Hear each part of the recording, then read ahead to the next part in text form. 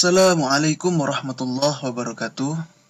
Alhamdulillah wa syukurillah wa la ilaha illallah, Allahu akbar, wa la hawla wa la quwwata illa billah. Amma ba'du. Puji syukur kehadirat Allah Ta'ala dan salawat serta salam bagi Rasulullah Muhammad sallallahu alaihi wasallam. Selamat datang di channel Hari Akademisi. Ini adalah video yang pertama untuk mata kuliah Metode Penelitian Hukum dengan materi metode penelitian hukum dan kaidah-kaidah dalam penelitian hukum. Perlu kawan-kawan ketahui dan kawan-kawan pahami betul bahwa di dalam kaidah-kaidah penelitian hukum ada 5 norma yang wajib untuk dijadikan pegangan. Yang pertama, originalitas atau original. Norma pertama ini menekankan bahwa suatu penelitian yang dilakukan harus memiliki unsur novelty. Apa itu unsur novelty? Unsur novelty adalah unsur kebaruan. Inilah yang akan membedakan penelitian yang kita lakukan dengan penelitian orang lain yang pernah dilakukan atau sedang dilakukan. Kebanyakan mahasiswa mengajukan usulan penelitian atau mengajukan judul, bisa dikatakan begitu, dan akhirnya ditolak oleh pihak prodi.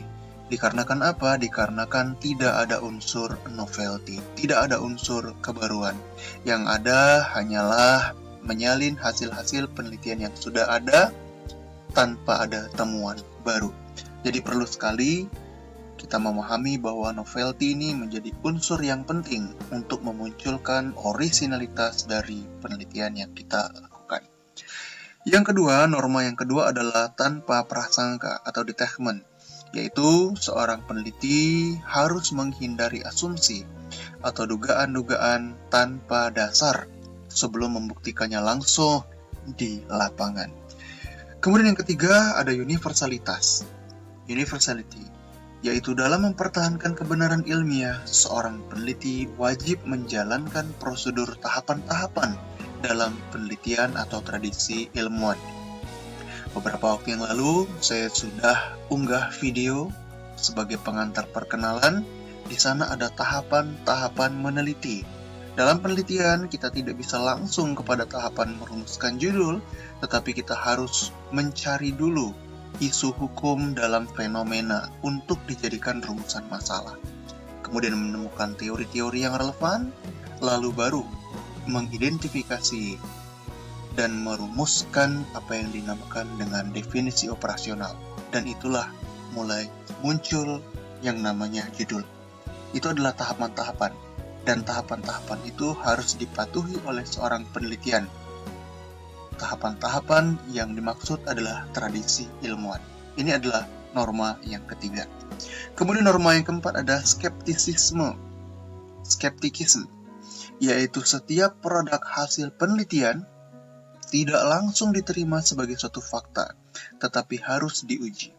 Termasuk juga hal-hal yang bersifat informasi atau pengetahuan yang kita terima tidak boleh langsung diterima sebagai suatu fakta, tetapi harus diuji kebenarannya. Ini adalah sifat curiga, ya, sifat kecurigaan. Ini penting sekali agar kita berhati-hati dari setiap informasi yang masuk kepada kita. Kemudian yang kelima, terbuka untuk umum, publicity atau accessibility, yakni semua temuan dan pengetahuan ilmiah itu harus terbuka untuk umum, harus bisa diakses orang banyak, itu maksudnya. Kemudian, di dalam penelitian, kita juga kenal istilah metode ilmiah dan metode non-ilmiah. Kurang lebih begini, tidak semua fenomena yang terjadi di sekitar kita dapat kita angkat menjadi suatu permasalahan dalam penelitian hukum. Ada kalanya suatu peristiwa hukum itu tidak dapat dijadikan objek kajian dalam penelitian. Penelitian hukum yang dikehendaki dalam dunia akademik adalah riset yang menggunakan metode ilmiah. Maksudnya adalah suatu penelitian harus dimulai dari perumusan masalah, diikuti dengan pengumpulan data yang relevan, diteruskan dengan analisis data dan interpretasi temuan, serta diakhiri dengan penarikan kesimpulan. Inilah yang dimaksud metode ilmiah. Berikut ada perbandingan antara metode ilmiah dan metode non-ilmiah. Kawan-kawan bisa baca, cermati sendiri bahwa di metode ilmiah, saya contohkan salah satunya, permasalahan harus dirumuskan secara jelas, spesifik, dan variabel-variabel yang akan diteliti harus terlihat jelas. Sementara apabila permasalahan itu tidak jelas, bersifat umum dan sumir atau kabur, berarti itu tidak ilmiah. Kemudian dalam metode ilmiah, proses pengumpulan datanya jelas, ada analisis datanya, kemudian ada penyimpulan logis dan benar. Kesimpulannya pun siap diuji oleh siapapun yang meragukan validitasnya. Bersifat empiris, dapat diamati dan dapat diukur. Hal yang berbalik dengan metode non-ilmiah. Bisa jadi tidak bersifat real, tidak bisa diukur, tidak bersifat empiris. Kemudian tidak ada proses-proses tahapan seperti pengumpulan data, analisis data, dan penyimpulan yang logis dan benar. Meskipun bisa saja ditutup dengan suatu kesimpulan. Ini perbedaan antara metode ilmiah dan metode non-ilmiah. Penelitian hukum itu masuk dalam metode ilmiah, sehingga kita harus patuh terhadap tahapan-tahapan yang sudah ditetapkan sebagai bentuk tradisi keilmuan. Selanjutnya, apa itu metode penelitian hukum? Metode penelitian hukum adalah suatu cara teratur yang digunakan untuk melaksanakan suatu pekerjaan agar tercapai semua tujuan penelitian hukum yang dikehendaki. Apa peranannya di dalam penelitian? Metode penelitian hukum berperan untuk memudahkan cara kerja peneliti hukum dalam menyelesaikan penelitiannya. Jadi metode penelitian hukum ini disusun untuk mempermudah.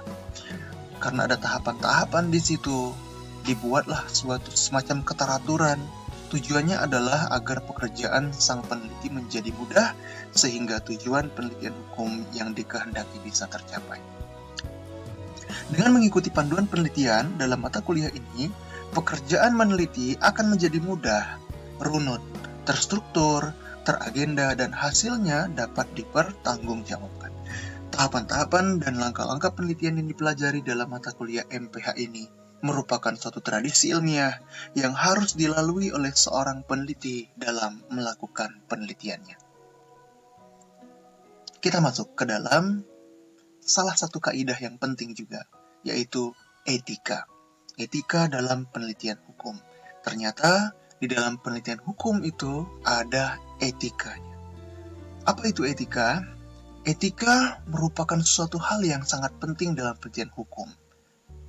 Karena sebagian besar penelitian hukum melibatkan anggota masyarakat sebagai objek penelitiannya.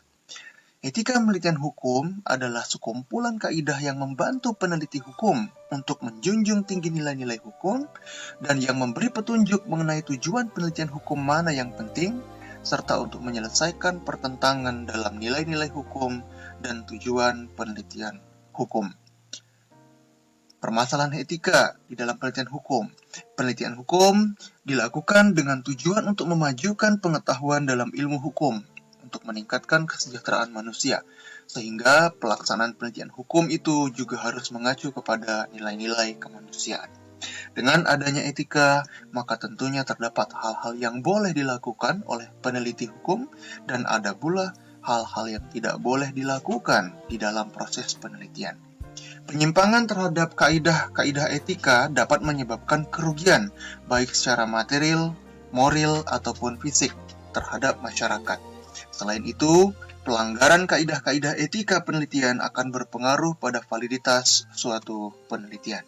Oleh karena itu, seorang peneliti harus memahami dan memastikan penelitiannya telah sesuai dengan etika penelitian hukum. Apa fungsinya etika penelitian hukum? Setidaknya ada dua fungsi umum etika penelitian hukum itu. Yang pertama, untuk memberikan perlindungan kepada anggota masyarakat yang menjadi objek penelitian, dan yang kedua, untuk memberi petunjuk bagi para peneliti dalam melaksanakan tanggung jawabnya, yaitu menentukan masalah yang akan diteliti. Tujuan penelitian, desain penelitian, pelaksanaan penelitian, dan laporan penelitian. Salah satu contoh etika penelitian misalnya dalam pengumpulan data, yaitu partisipasi, sukarela, anonimitas, kerahasiaan, dan identitas peneliti. Ada kalanya responden atau informan tidak ingin identitasnya dimuat atas keterangan yang ia berikan. dan merahasiakan identitasnya merupakan suatu ketaatan kepada etika penelitian hukum. Persoalan ini akan kita bahas lebih lanjut nanti di metode pengolahan data. Terdapat 10 petunjuk etika yang diterbitkan American Psychological Association. Ini diambil dari buku Borg dan Gall tahun 1986. Ada 10 petunjuk etika. Yang pertama, dalam meneliti, seorang peneliti bertanggung jawab menguji kelayakan penelitian dari segi etika, humanis, dan menjaga hak partisipan. Yang kedua, mempertimbangkan risiko yang dihadapi partisipan. Yang ketiga, menjamin pelaksanaan penelitian yang etis. Dan yang keempat, dalam hal penelitian tanpa risiko, peneliti harus membuat persetujuan yang jelas dan adil, yang menerangkan hak atau kewajiban masing-masing pihak. Yang kelima, mungkin saja metode penelitian memerlukan teknik penyembunyian informasi dari partisipan. Dalam hal ini, partisipan wajib diberitahukan alasan-alasan penyembunyian tersebut. Yang keenam, peneliti harus menghormati hak dan keinginan partisipan untuk mengundurkan diri dari penelitian kapan saja. Yang ketujuh, peneliti wajib melindungi partisipan dari ancaman yang mungkin timbul dari prosedur penelitian. Yang kedelapan, setelah data terkumpul, peneliti wajib menjelaskan hal-hal yang belum dijelaskan kepada partisipan.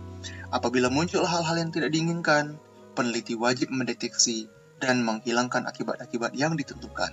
Dan yang terakhir dari APA, keterangan partisipan adalah rahasia, kecuali diperbolehkan untuk diungkap.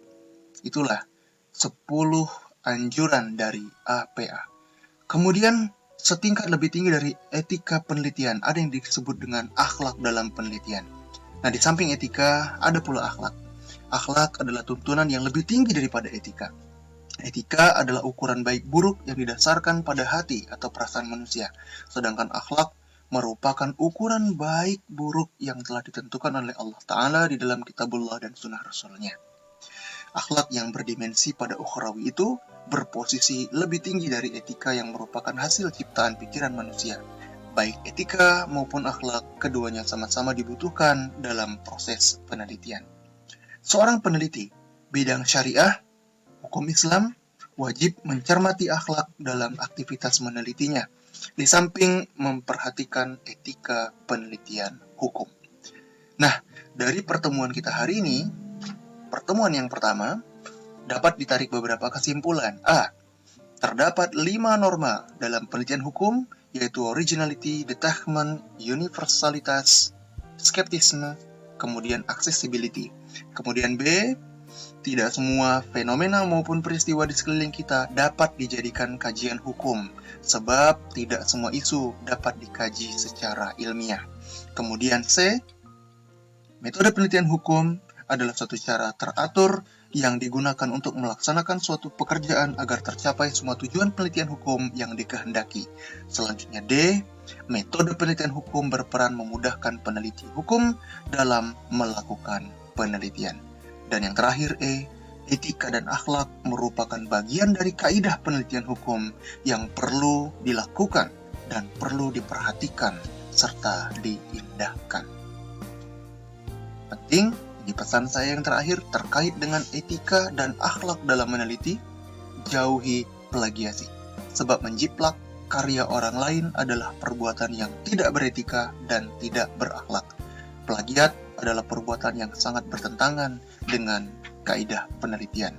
Hindari plagiasi untuk kesuksesan kawan-kawan semua. Itulah yang bisa disampaikan di pertemuan pertama ini. Mudah-mudahan apa yang saya sampaikan bermanfaat untuk kawan-kawan semua. Silakan dipelajari, silakan dipahami. Lebih dan kurang saya mohon maaf. Kepada Allah saya mohon ampun. Wabillahi taufiq wal hidayah. Assalamualaikum warahmatullahi wabarakatuh.